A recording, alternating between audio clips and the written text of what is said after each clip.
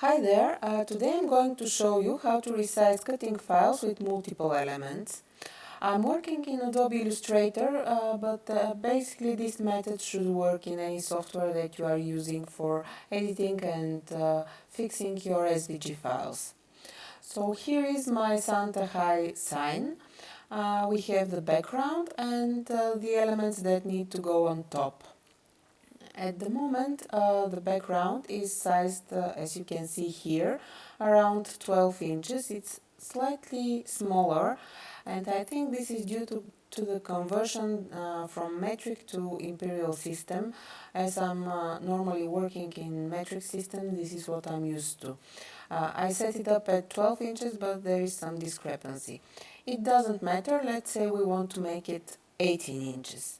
So let me pull some guides here so you can understand what I mean. You don't need to do this. It's just so you can see it more clearly. So you need to move all the elements between those two guides, and at this point it doesn't matter if they overlap or not. You just need to move them here between the top and the bottom of the round. And now I will delete them. Oops, I'm sorry. I will delete the guides. And you need to select all the elements on your canvas. So here we have width and height, and we are looking at the height because this is how we arranged our elements. The next important thing is to have this chain locked. This means that the ratio, the width and height proportions will be kept. So you won't deform.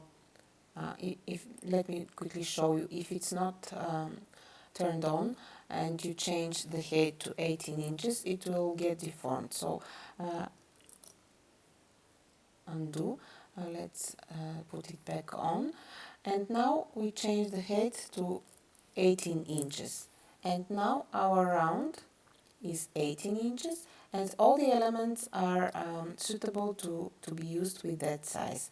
And now you can go on and arrange your different elements for cutting the way you want. Okay? And let me show you also how to deal with these split signs, because they're a little bit more tricky. We need to start with the back piece. Let me move it here, and I will zoom in a bit. If you want to keep the holes on the design and to use them for the hooks, you need to make sure that you select the top part and the holes together.